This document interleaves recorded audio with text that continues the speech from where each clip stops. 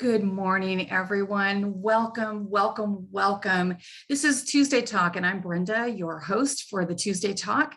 And I have my special co-host today is Charlie Brown, but she'll be off camera.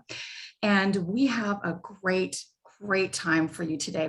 I'm so blessed that you're all here because we have a special guest today. Her name is Dinah Dye, Dr. Dinah Dye, which you all know who she is. We're very excited to have her here. Here on the Tuesday Talk, we get together twice a month. We have one morning session and we have one evening session during the month.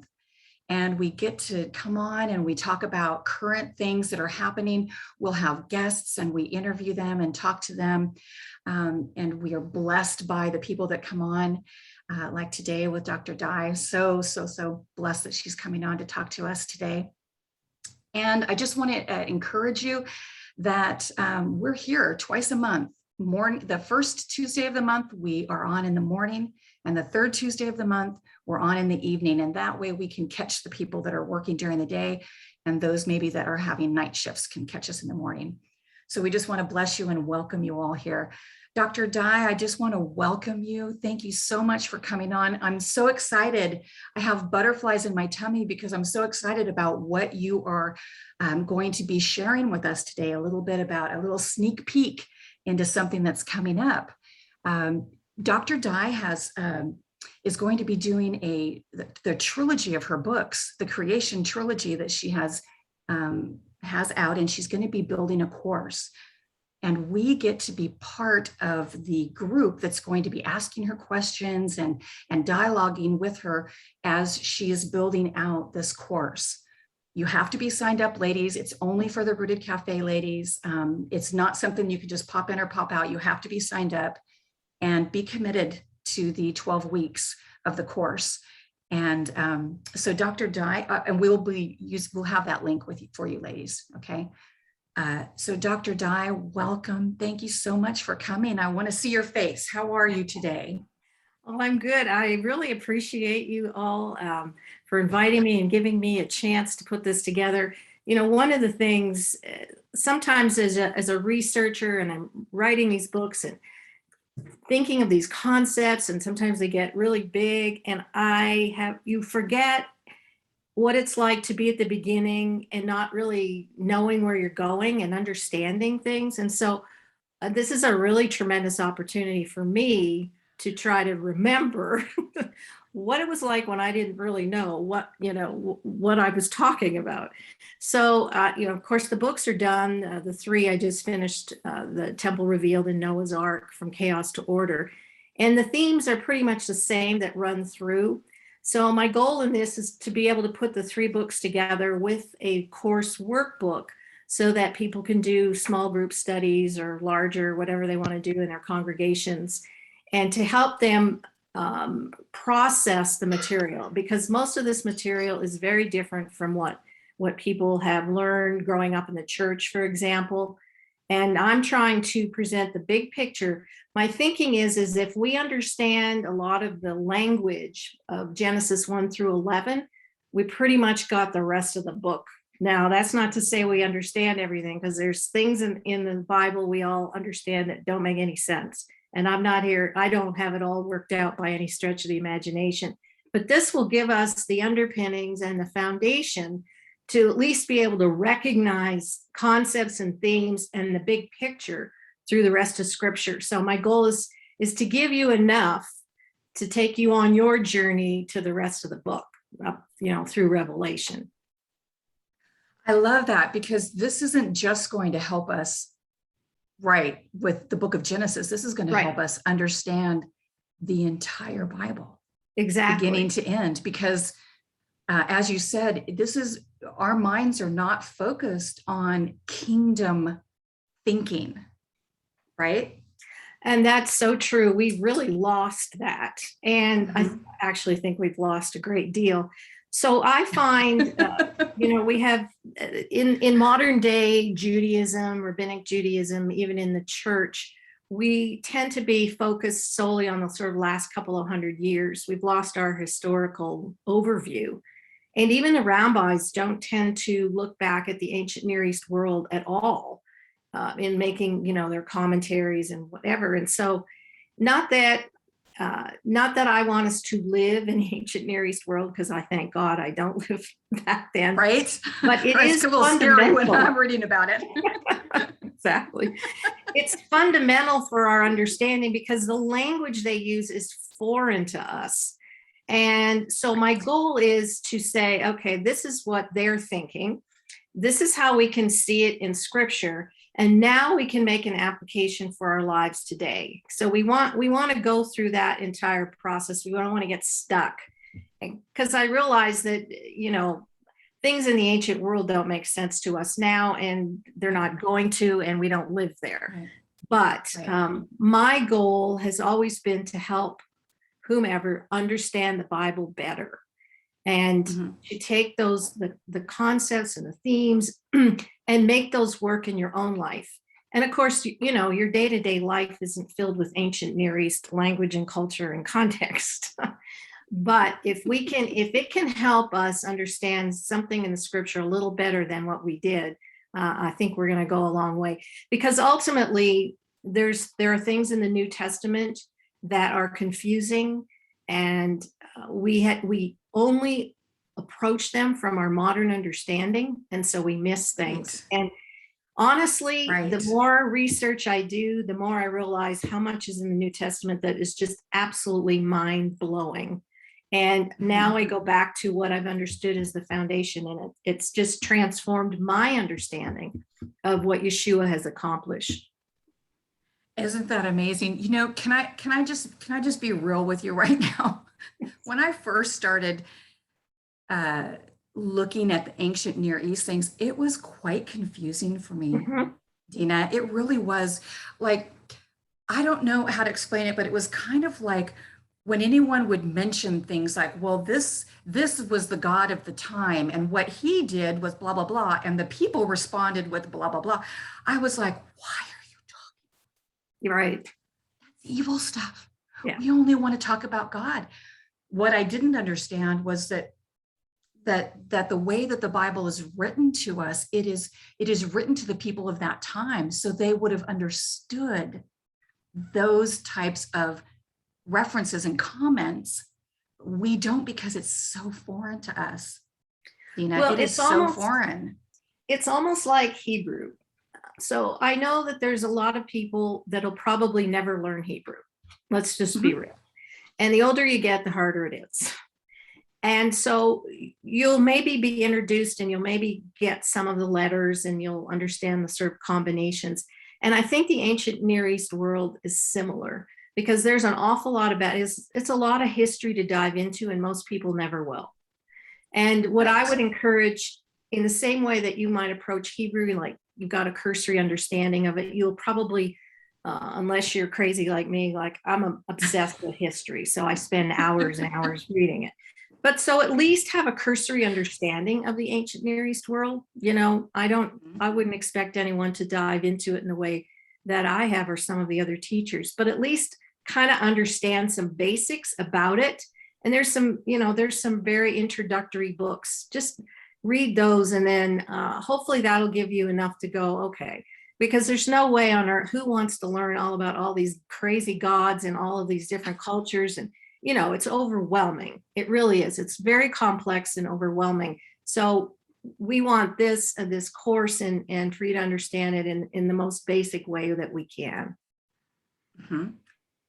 And you're really asking for feedback, aren't you? You're really asking for dialogue with those that are going to join this course and be part of your beta group.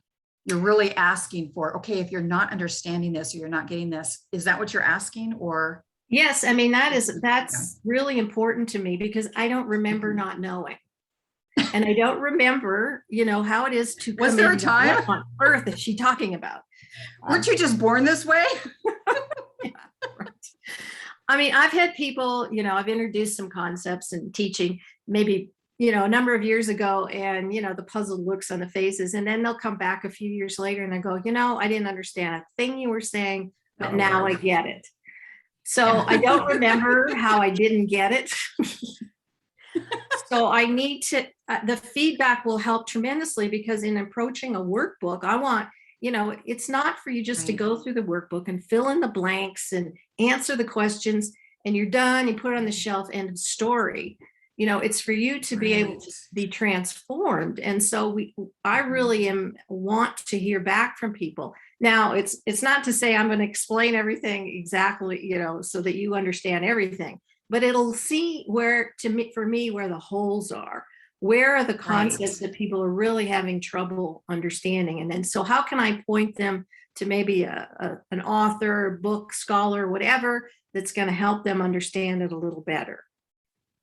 Right. So ladies, those of you that are going to be joining this course, please, in the comment section, Charlie just typed that in the comment section in your library. When you're doing this, put your comments in the comment section. Okay. So that way Dr. Dye can come back and see, okay, this is an area where I had 18 questions of the same thing. That way she can fill in the blanks and make sure that those questions are answered as she's teaching. I just love that. You are being very brave. I know. But, what is the point of doing this? You're trying to reach people, you're trying to reach them where they're at, and then you're trying to help them grow. If you're not, willing to step out and say, okay, because I do understand, when I'm teaching, I've got to make sure that I know what I'm talking about, because inevitably somebody's going to ask a question and you go, oh, I never thought of that. And you kind of see where the holes are. And this course is going to be the same. I'm just going to find, wow, I didn't think of that. Because everyone has, your whole journey is, it's who you are and how you see things. And there are going to be things that people show me that I hadn't even considered.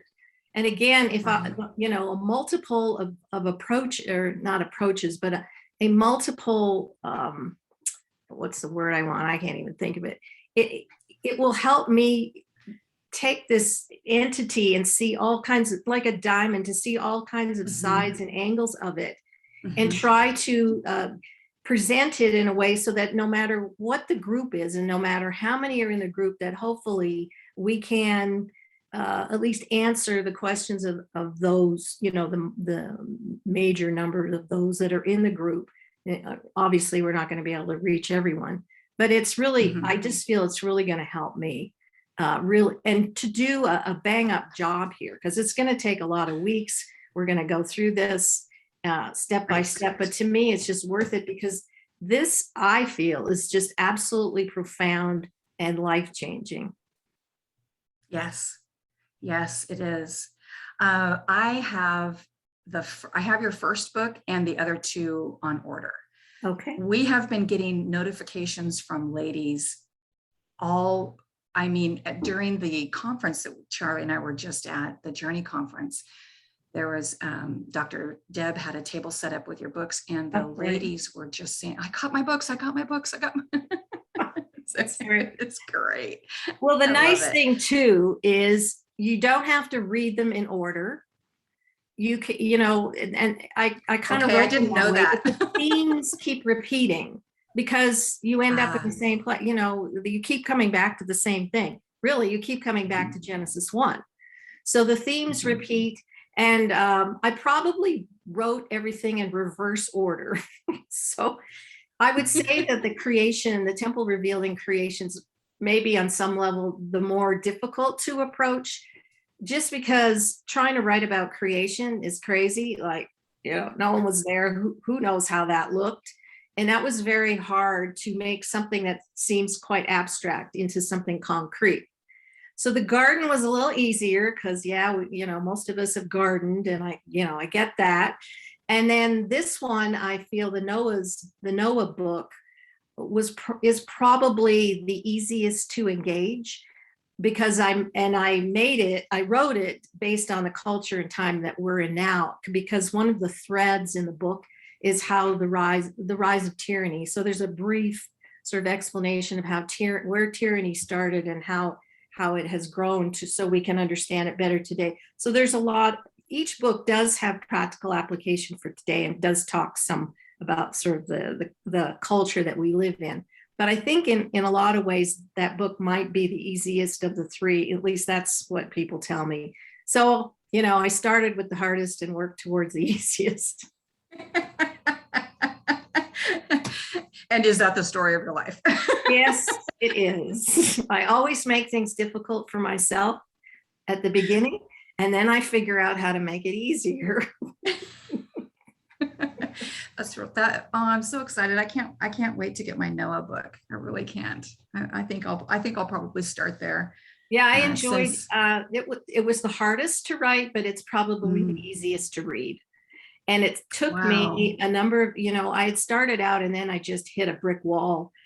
And I should tell people, when you write, you don't wait for inspiration because you could be waiting a lifetime. You just have to do it, right? And one of the things in writing a book is you just have to be disciplined. You have to get up every day and just have to write, throw out 500 words on a page. Eventually you finish your book. But then the whole COVID thing hit. And I don't know, just like everyone else, psychologically, I couldn't write. Yes. It didn't matter what I did. So the prologue, which is not that many pages, took me months and months and months to write. I had a hard time. And then finally, I just sort of got going. And one of the things that was interesting, I just did an interview with a guy. He's got a podcast called the Weird Christian Podcast, which I appreciate because he interviews Christians who have a kind of a different view on things. So of course he brought me. And are you a little offended, but not quite? Maybe just a little. Young guy, and I don't know, what kind of a reach his podcast has, but he actually read the book, because sometimes I do interviews and people don't read the book, and it's kind of hard. But he read the book thoroughly. He thought through it, and he said to me, usually the prologue is nothing. I just kind of skip over it and jump into the book. But your prologue set the stage for the whole book. And I went, wow, he got it. Because most people aren't going to necessarily pick that up. So ladies, I'm giving you a heads up here. Because what I did in the prologue, I outlined what was coming in the rest of the book. And so it was important to write that. And as I said, it took me months and months and months to write it. But it encapsulated everything that I was going to talk about in the Noah book. So that was kind of interesting. Do you happen to have your books with you right now? Yeah, I don't know if you can see. I'm on. Oh, there. Perfect. There's about 40 here. 40. Could you grab one?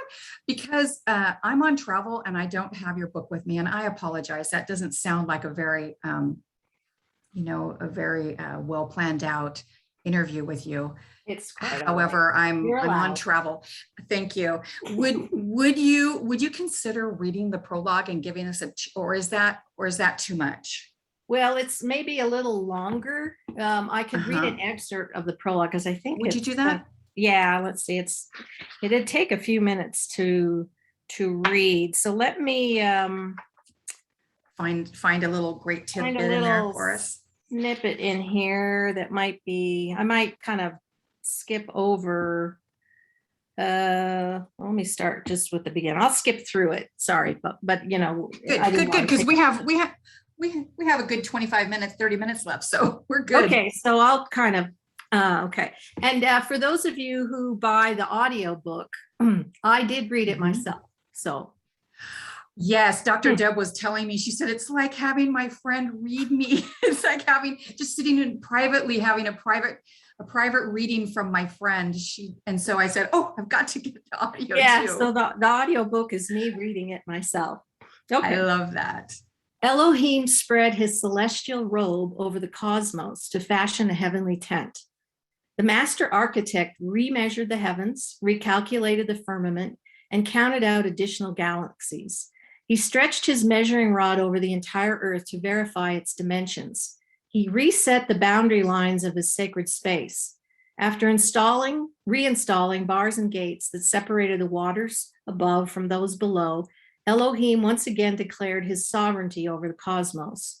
The world was now firmly reestablished. His kingdom reigned over all. Surrounding his throne of glory, heaven's hosts in piercing tones proclaimed, Yours is the kingdom and the power and the glory forever. From everlasting to everlasting, you are God. Elohim searched for a righteous king to task with rebuilding his earthly house, as the kings of the earth had thoroughly contaminated it with their law-breaking and violence. Man's moral and ethical failure had utterly corrupted creation. Elohim determined to begin anew by bringing ruin upon all of earth's inhabitants. Only one man and his family would be spared. Elohim chose Noah, 10th in line from Adam. He declared him Tamim, complete. Noah had cut a royal covenant with God, and it was credited to him as righteousness. As Elohim's newly adopted son of God, Noah inherited his father's vocation of master carpenter. He was blessed with wisdom, knowledge, and divine skill in all the building trades. Elohim provided Noah with the blueprints necessary to rebuild the fallen tabernacle. Noah's tri-level boat-shaped sanctuary would be the architectural embodiment of a world mountain. Though built by human hands, it would be a place set apart and protected by God. Called the heavens and the earth, it would reside where heaven and earth joined as one. The mountain sanctuary was designed to house the divine presence during times of great distress on the earth. Noah overlaid the inside walls and floors with planks from the great cedars of the forest groves in Lebanon. He sealed the outside with pitch, bitumen from the seepage of the Euphrates River. He constructed a grand entryway modeled after the portal in the firmament. The entrance was carved from cypress trees, which served as the gateway to paradise. Noah carved 2 royal cherubim into the lintels of the ark's 15-cubit opening. Inside, a winding staircase connected all 3 levels. Elohim set apart the uppermost chamber as the family's personal quarters. There, Noah would perform the services of the high priest, mediating on behalf of his family inside, while atoning for those outside who had broken the covenant. Elohim swung open the firmament's hinged windows. At his command, the 4 winds of heaven were released as divine instruments to mete out judgment and reverse the created order. Thick, foreboding clouds garmented the earth like swaddling cloths. Then the fountains of the deep burst forth from the abyss. Rivers gushed from valley floors with a razor-like force, cutting channels into the mountains. Chaos was loosed from the deep. Rain pelted the earth for 40 days and 40 nights as the seas swelled and churned in an unrelenting assault. A mighty wind pushed foam-tossed swells against the ark, threatening to break it apart. Violent waves battered the structure continuously for over a month, but chaos could not penetrate its boundary. As the ark's inhabitants were held safely inside, the floodwaters rose to smother the earth and to snuff out the very memory of all the covenant breakers. Dwarfed by the endless sea, the immense-sized boat was lifted by the surge of the storm until it was 15 cubits above the world's tallest peaks. As the boat ascended into the presence of God, a heavenly chorus sang the 15 songs of ascent.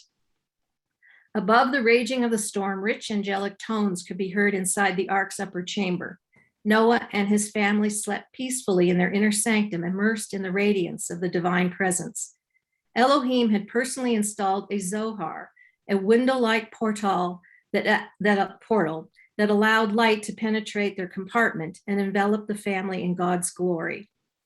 After a time, Elohim caused an east wind to pass over the face of the earth. He ordered the fountains of the deep to slowly return to the abyss. When the skies had cleared, a dove was sent forth from the boat's sanctuary. She hovered over the receding waters and then circled the earth 7 times. She returned to her nest carrying a torn olive leaf, which confirmed to Noah that the waters of chaos had indeed been pushed back. A seed had survived, sprouted, and taken root in the earth to become a mighty olive tree, foreshadowing the eternal destiny of King David. The ark came to rest on the mountains of Ararat, the headwaters for the Euphrates River. The name Ararat signified that the curse had been removed. On the 17th day, a day commemorated as first fruits to Elohim, Noah's family celebrated their deliverance from death. Victory was declared over the nations and over the deep. Elohim raised his invisible hand and removed the ark's impenetrable door so the royal family could exit. A sign appeared in the clouds. A rainbow-colored ark connected heaven and earth. The family rejoiced in Elohim's rulership over the cleansed planet. Noah stood motionless in awe of his God who had preserved and protected his life.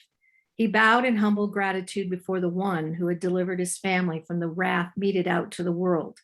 It was on the seventh day that Noah, whose name means rest, brought order to the world and took his seat on the throne atop Ararat. His work could now resume. His family would bear fruit, multiply, fill, excuse me, and subdue the entire world. They would expand God's kingdom through righteousness and justice. And so, with clean hands and a pure heart, Noah chiseled out stones from an altar he would build at the entrance to his tri-level sanctuary. In the fields adjacent to his mountain home, Noah transplanted his father's choice grapevine and began to tend his vineyard. In time, the entire region would become the cradle for winemaking. Noah dug a foundation, cleared out the stones, and built a wine press along with a tower so his family could guard the ripening grape harvest. In his role as chief vintner, Noah meticulously cultivated the vines he had inherited from his father. He enjoyed the transition from sanctuary building to royal gardening. With shalom upon the earth and Elohim's king seated on the throne, the days of exile from the presence of God were over for now. That was beautiful. I'm taking notes while you're doing like, I need to ask her about this. I need to ask her about this. I love your verbiage. You said, Dinah, you said that he is building a temple. That, I know that may seem like a simple, I'm going to bawl my eyes out, sorry. That may just seem like a really simple statement. But the creator of the universe is building something more. And I think that we as people have felt very disconnected from what he is building, as if we're just observers, that we're not seeing our part. And what you're saying, you say it because it really, you're saying that we're participants in this. I think you're exactly right. And it's been lost because we are the temple building project that he has always wanted to build. And we've missed sight of that. So we tend to focus on the nuts and bolts and the physical structure and all that. And yet here, out of the death and burial and resurrection of Yeshua, he is building the greatest temple of all. It's the great cosmic temple of his people. And as you said, we each have our part to play in it. We each have, we're building it and we're part of it. It's kind of an interesting, we're in it, we're part of it, we're building it, we're all that. And so if we have any hope of understanding Paul's words, you are the temple of the Holy Spirit. Well, I'm sorry, if we don't go back to the beginning and understand what God was doing in Genesis 1 in building a house for his presence, how on earth do we expect to understand that now that we are his great house? And of course, he has equipped us with the tools to be master craftsmen to build this house for all people and all nations. It's the temple being built on the earth, expanded to its four corners. And that is, to me, a message we have that's the kingdom message. And we've really just forgotten or have not appreciated. And so again, understanding the ancient Near East world, what temples were, how they function, will help us understand our purpose and function today. Right. The ladies are talking in the comments, and I love what they're saying, Dinah, because they're saying that, if we don't we're losing the meaning of our lives if we don't recognize that we are each and every one valuable, intricate pieces of the whole. Yeah. We're not solo. This is not just about me. This is not just about me and my salvation and me getting to heaven. This is about us learning to reflect Yeshua. He was the builder. Exactly. And so we're supposed to be these, and Linda Millett said, we're living stones. Yes. That's, so when we go back to the very first temples in the ancient Mesopotamia and the ancient Near East, of course, they didn't have any wood there. So their temples, well, the ziggurats were imitations of mountains, and the temple would be built on top of the mountain, but they were built with stone. So God, that language is taking us all the way back to the beginning. Now, of course, Solomon's temple was built with wood, the cedars of Lebanon, etc. And the tabernacle in the wilderness was not built with stone, because good luck carrying that thing through the wilderness, And then once they crossed the Jordan, and they established a tabernacle in Gilgal and then in Shiloh, then half of the tabernacle was stone. And then, of course, I should say Solomon's temple was chiseled out with the great stones around it. And then inside, inside was wood. Used right. wood. So this stone thing takes us back to the very beginning. And then we see as it becomes, to me, the idea of the living stones is the permanent structure, because the wood, that just will disappear, right. go away after time, but the stone never does. And so the first temple, of course, Solomon's temple, is destroyed, stone on top of stone. Nebuchadnezzar comes in, causes the destruction. And then the second temple, the same thing. Any of you have been to Jerusalem, of course, have seen the Herodian stones. If you go in the tunnel of the rabbis around there, and you just see how they're chiseled out.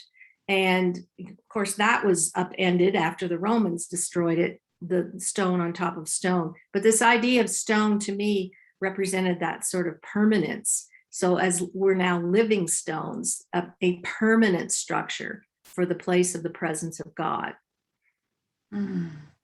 This is going to affect us so deeply, because we are through this course, Dinah, how I'm feeling about this course. Through this course, I am going to get some foundational understanding, so that when I am reading Paul, and when he is saying things that we have struggled with, yes, with our Western thinking, yeah, I really do believe that there are going to be openings for all of us to just be able to say, well, of course, because, and go back to the beginning. So it is interesting because, men have a harder time with my stuff, not all, but because it's a little more subjective than they like, although it's based on concrete foundational things.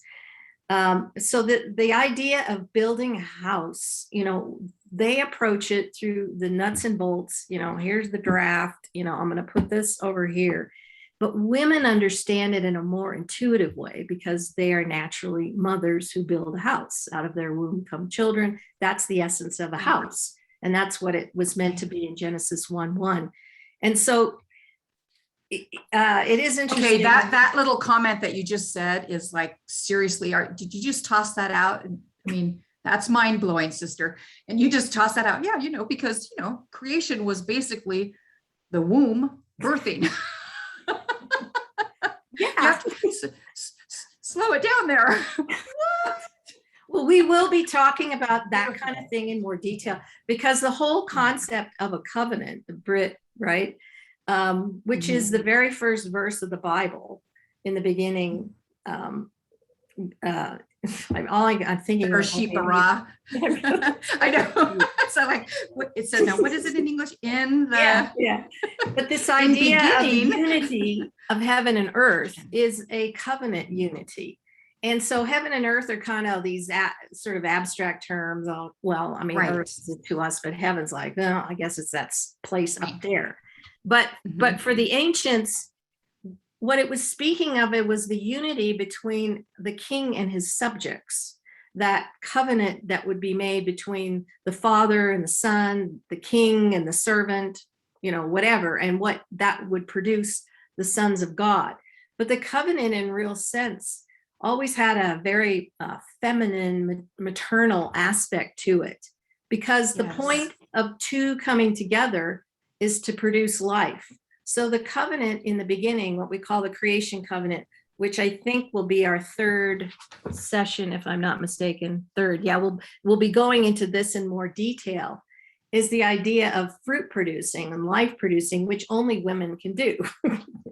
Of course, we argue over that now, which tells you everything you need to know about our culture. I mean, nothing like upending everything about the image of God in this world is to think that men are going to have a period and give life, give birth to life. I mean, you couldn't get more.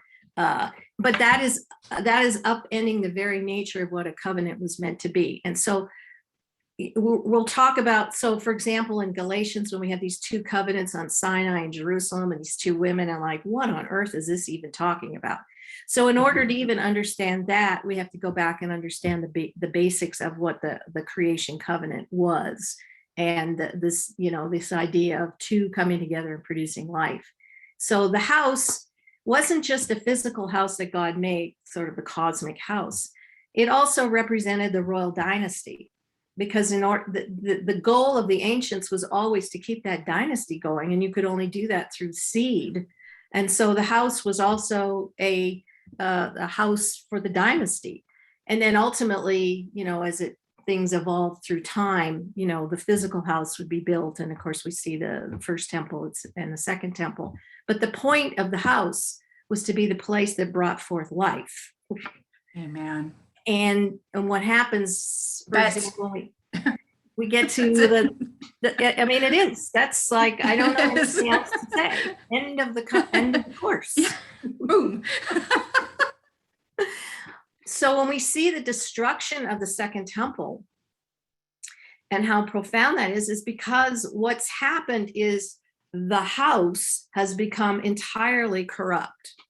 And you have to trace the history from the Hasmoneans down the Herodians to see how corrupt the temple had become. So God was not going to dwell in that place. And so essentially his presence is removed. If in fact it was ever there, who knows? We won't argue about that. And then this thing is destroyed, but you have just essentially destroyed the covenant, right? The house. And so now we see this covenant being made, not between sort of the king and his son.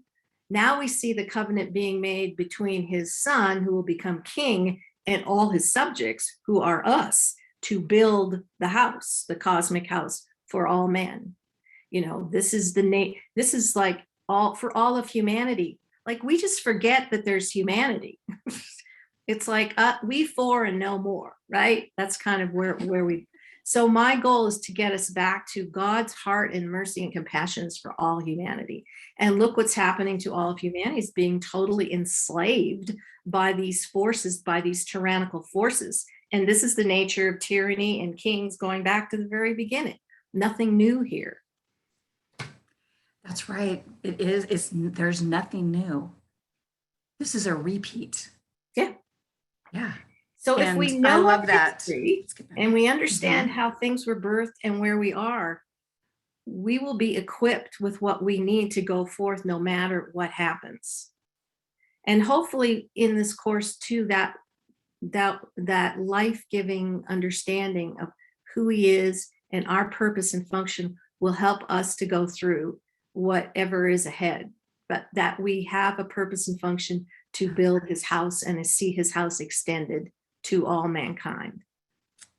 This is the perfect timing. Yeah, I think we really need this right at this absolute moment. And that really was, I didn't, so there's two types of writers. One sort of outlines everything and has a complete structure, knows where they're starting at the beginning, knows where they're ending up, everything's worked out. They just fill in the details with their writing. And then there's the ones that write by the seat of their pants. So I thought I would be because I'm very organized in life mostly. So I thought I'd have it all organized and set and figured out, but it was the journey. It was the journey through the 3 books. And I went, oh my gosh, I don't even know what I'm talking, this has just transformed my understanding. And so my hope is to be able to transform others. And so, I mean, I know in some ways this might seem like a sort of an academic scholarship exercise, but it's so profound and so deep. And I'm hoping that the transformation will affect all parts of our life, it's not a mental exercise, but that it will transform our emotions and our thoughts and our feelings and our psyche and our entire approach to life is my hope. Yes. Yes. That is, I love that. I love that you said that, because that's really at the Rooted Cafe, that's our goal. It's not just head knowledge, ladies, Yeah. but truly transformation. Yeah. And that's what you're offering, Dinah. Yes, it's going to be, you know, a lot of information, but if we can just keep the heart of what that information is leading us to, it's leading us to the transformation. It's leading us to the renewal of our minds so that we're seeing things a little differently, right? Amen. Yeah, no, exactly. And that's kind of what I do in the books. I try to help, not that I don't, this isn't necessarily the be all end all answer, is what I tell people. So a good example, I think, would Oh, be, rats. because I don't know everything. But I take what I do know. So this would be an example. So kingship, and I talk about kingship a lot in the garden book. Like, it's everything. And it's very important who's going to be the king and who will be the inheritor of the throne. So we have a lot of that squabbling stuff going on, don't we, with David, right, and the sons, and we see the same thing happening with Solomon. And of course, what is the fruit of Solomon's reign? Well, the kingdoms divide. We have the house of Israel and the house of Judah, and his sons are vying over, you know, who is the legitimate kingship. Of course, we see the line go through Judah, don't we? But we have Rehoboam and Jeroboam as the two. So I retold sort of the story that we have. Remember the story in Solomon, we all know, is going to cut the baby in half to figure out who it belonged to, right? And so right before that, we see God pouring out his wisdom into Solomon. And you have to understand, in that whole dream thing with Solomon, that was very normal in the ancient world, because the king always asked for wisdom from his God, whoever his God was, and that God would pour out into that king wisdom. So wisdom was a divine attribute in the ancient world of every king they sought after. So we see Solomon in the dream, you know, basically asking for wisdom. And wisdom was an attribute that went with house building. It was in order to govern your empire and to govern your house and make sure the right seed took the throne. So what is that all followed with? It's followed with the story of these two women, and each are declaring that their son, you know, it's theirs, the one that's alive. And so Solomon's threatening to cut him in half. But I posit that whole story is about what's going on for the seed of kingship, who is going to rule. And so the baby that's alive, who is the seed that's going to continue on the line of Solomon? So the two women represented the house of Israel and the house of Judah, which are going to be, you know, going to are divided. And so now, if you take, you know, who is going to be the rightful heir of the throne? Is it going to come from the house of Judah? Is it going to come from the house of Israel? So I put that story back into the context in which Solomon, you know, which is being spoken about. And I looked around and I didn't find anyone who thought that. I put it in the book anyways, because that makes the most sense to me. But I did put in a caveat that I'm making the suggestion, you know, but if once we start to understand the beginning of kingship and covenant and house building, and then it makes complete sense. It's not these two random women that just show up and go, hey, you know, that's my son. No, that's my son. You know, it's a parable. It's a parable, totally. And almost all the parables deal with kingship. So I'm going, okay, if Yeshua's parables are dealing with kingship, then there's got to be something here. So hence I do a lot of that in the book. And it's not to say I've got it all worked out, but it's just to say, okay, folks, you know, there's a dimension here we've missed. Yeah, I love that. I love that, because what you're doing is you're giving us things to chew on. You're not telling us, look, you know, like you said, this is the end all of all. You read these books and, you know, you might as well just be transported because you're done. You got it. Right. Move on. This is nothing to see here. Nothing to see here. There's nothing to see. Move along. Yeah. So if we can approach the Bible as the wisdom of the ages to govern a house, that's transformative. And if you remember, all the stories, the narratives, everything that's in there is to provide you with wisdom to bring order to your house. I don't see that there's anything else. So when you look around today and you see this chaos that we're living in, is because our rulers and people who are governing the nation are doing the exact opposite of what the Word of God calls to do to make a house strong and to be in order. So sometimes I go, well, whatever they're doing, if I do the opposite, I'm pretty well good to go. But really, this is what it's all about. And so, yes, kings govern empires, but husbands and wives and families govern their own family. And if you want a strong, ordered family, then here's the wisdom that you need. And what's unique about God's wisdom is it's not a one size fits all wisdom, right? Because we see contradictions, but this will work in this situation, but it ain't going to work in this. So you got to figure out what's going to work best for the situation you're in. It's not one size fits all. Oh, I love that. I love that. That's so true with everything. Yeah, everything. That's when we get into trouble. Yes. Is when we try to, well, I'm thinking of some situations right now. It's like, I got into a lot of trouble because I was trying to fit everything according to, I wasn't asking for the ruach to give me wisdom for the situation. I was trying to form everything into, logistical order. Yeah. And yeah. That really, because really God's wisdom is never our wisdom. And he provide an insight and an understanding which you sometimes have no hope of ever getting. Right. And so if we allow his spirit, the essence of his divine spirit is wisdom.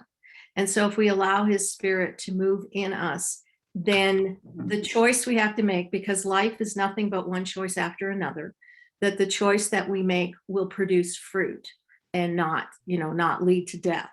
That's really, in essence, where it comes down. That's so beautiful. Let me ask you a question real quick. We've had several ladies asking, what order should the ladies be purchasing their books? Because some of the ladies are not going to be able to buy all three books at the same time. Plus, they're not going to be able to read them all three at the same time. So what order would you prefer us to get those books? Well, actually, and if anyone's not familiar with my work, I would suggest buying the last one first, the Noah book. Noah. Okay. And actually buying in that order. I know it sounds crazy, but it's like I said, I think by reading Noah first and then the garden. And then the garden. Then creation. And then reading creation last will probably be easier. I know that's okay. I feel so much better now.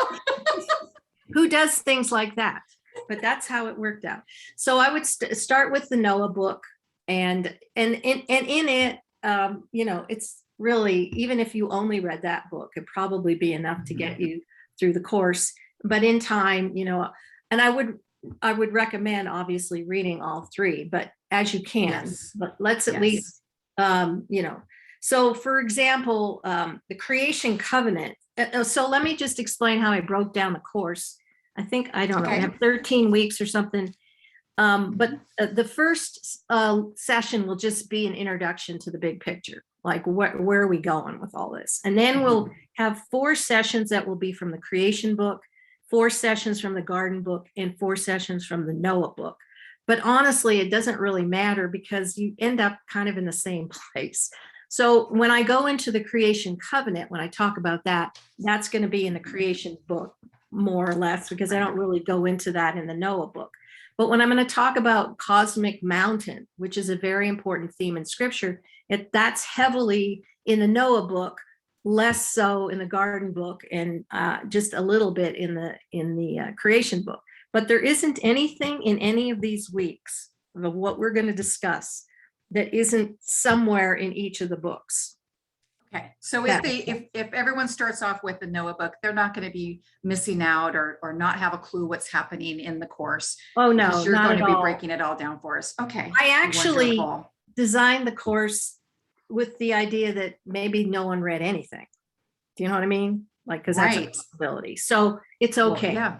Because I'm going to just introduce you to some themes and you're going to go, oh gosh, I'd like to know more about that. And so I'll be explaining which book it's predominantly in. So if you want to, Love go it. find it. The idea is that the 3 books can provide reference material for you. I wrote them so that they wouldn't just go on a shelf and never be looked at again. Exactly. And you're going to find that practically every sentence in there has some meat. So you'll always have a reference to, and each book has a very large bibliography at the end with, Yeah. I don't know how many sources are in there. So if you want to follow I up, love bibliographies. I love bibliographies. I'm sorry. Well, I these just are love them. pretty big. And I will try, I'm not guaranteeing, and that might be a question that somebody would follow up with, because I don't know that I'll remember to do that when I'm going through the course. If there's one particular book that would help, with that particular topic, I'll try to bring that out. So, because obviously you're not going to read how many other books are in here, but I'll mention a few books that I found particularly helpful, that I pulled a few quotes from. So, yeah. That's wonderful. So ladies, when you're in the course, that's why we need you to be asking her questions and making comments after every session, because that way she can reference to us. So you don't have to buy 47 books. She's going to reference to us which book if we're struggling in this area or we're not sure about this, she'll reference which book that is. Thank you so much, Dinah. I really appreciate that. That's invaluable. That's just amazing. Yeah, that you would do that. You have no idea how much material is out there on the ancient Near East world and how much work scholars have done. I mean, there's just, when I was writing the Noah book, I thought, this is going to be a piece of cake because there's no books out there on Noah. And there weren't any books on Noah. But I have 100 papers on Noah. Oh, and wow. Scholars will be talking about something else, but the references to Ark and the flood, I'm going, oh my goodness, boy, were you wrong. And it ended up being much more complicated than I thought. So I had to figure out a way to make it, to kind of simplify it. So I would just mention that I'm not one to go, this is not an exegesis approach verse by verse. I don't do that. I'm an overall big picture kind of view person. So not everything in the Noah story is going to be in the book.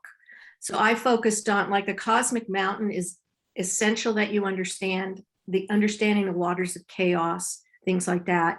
So when you understand the cosmic mountain, you understand the ziggurat, you understand temple building, it just kind of takes us through there. I did talk quite a bit about vineyards in the book, because that's really our first place where it's mentioned, kind of throws it in there. Oh, and Noah built a vineyard and was the husband. That's so significant. Yeah. End of story. Like, is that bizarre? So I have quite a bit of information on vineyards and why that particular region about 10,000 years ago was the #1 winemaking region on planet Earth. So that's kind of interesting. So some elements just to help you understand, why are we talking about Ararat in the region of the headwaters of the Euphrates? And explain to us what ziggurat is, for those who may not be familiar with that term. The Tower of Babel was most likely a ziggurat. And ziggurats were basically imitation mountains. Mountains were everything to these people. Mountains were the thing that connected heaven and earth. So because they were in the alluvial plains of ancient Mesopotamia, down there by the Persian Gulf, along the Euphrates in there, they didn't have mountains. So they built artificial mountains. So the ziggurat, there was nothing inside it. It was just fill dirt. And then, it's got the stair step thing. So we've got this ability to ascend and descend. Correct. Yeah. And at the top of the ziggurat would be this sort of little temple inner sanctuary thing for the god.